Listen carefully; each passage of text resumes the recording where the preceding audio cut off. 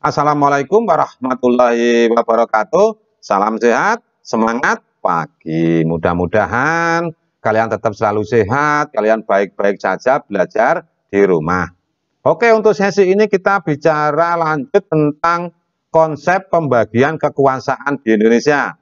Materi sebelumnya kita sudah bahas tentang pengertian apa itu kekuasaan dan konsep kekuasaan menurut John Locke dan Montesquieu, gitu kan? Ada istilah trias politika, ada 3 pembagian kekuasaan.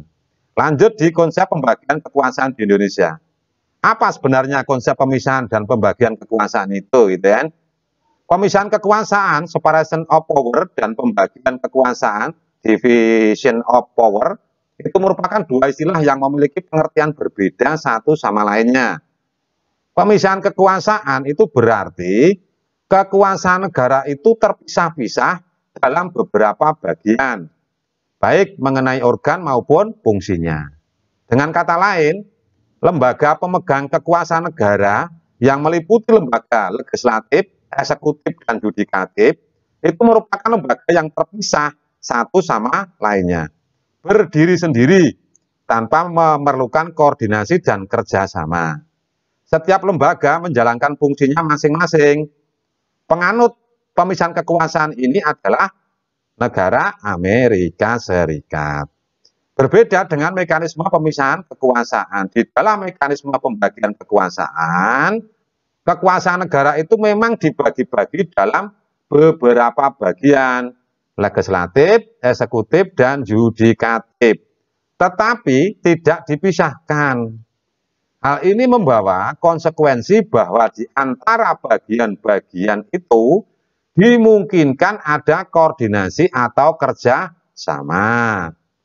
Mekanisme pembagian ini banyak sekali dilakukan oleh banyak negara di dunia, termasuk negara kita, yaitu negara Indonesia.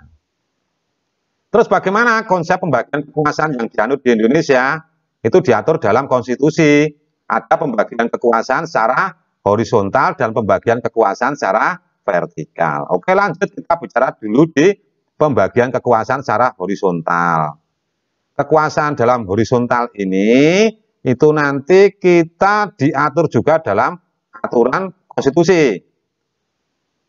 Pembagian kekuasaan pada tingkat pemerintahan pusat mengalami pergeseran setelah terjadinya perubahan konstitusi atau Undang-Undang Dasar 1945.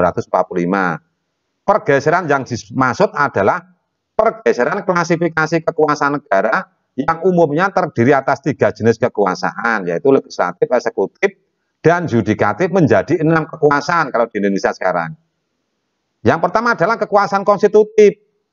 Kekuasaan ini diatur dalam pasal 3 UUD 45, yaitu Majelis Permusyawaratan Rakyat berwenang mengubah dan menetapkan undang-undang dasar.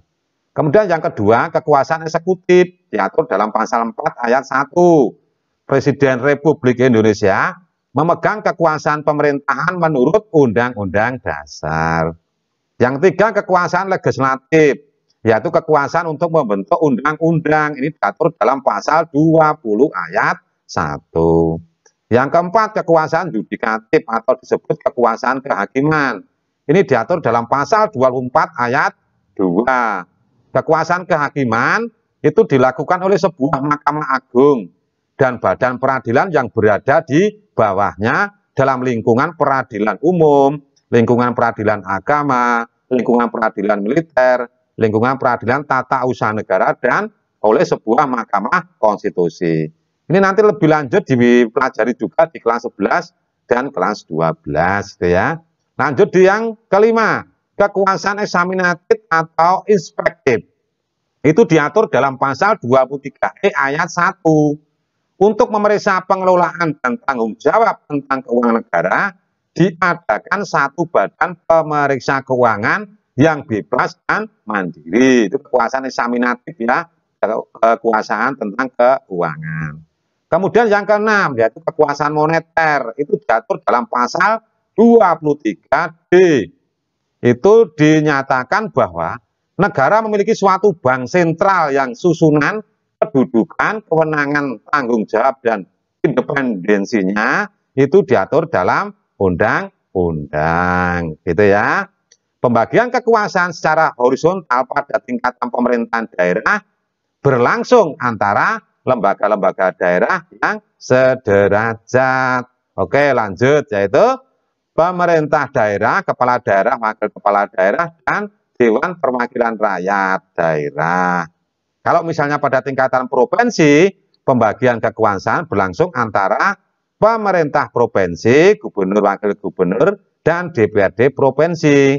Sedangkan pada tingkat kabupaten kota, pembagian kekuasaan horizontal itu berlangsung antara pemerintah kabupaten kota, bupati, wakil bupati, atau wali kota, wakil wali kota, dengan DPRD kabupaten atau kota. Oke. Untuk sesi kali ini kita sudah bicarakan tentang pembagian kekuasaan secara horizontal.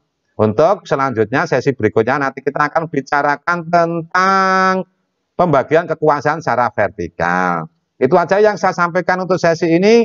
Kurang lebihnya mohon maaf. Tetap sehat selalu, jaga kondisi kalian, jaga imunitas kalian, ikuti himbauan pemerintah. Salam sehat, semangat terus. Selamat pagi. Assalamualaikum warahmatullahi wabarakatuh.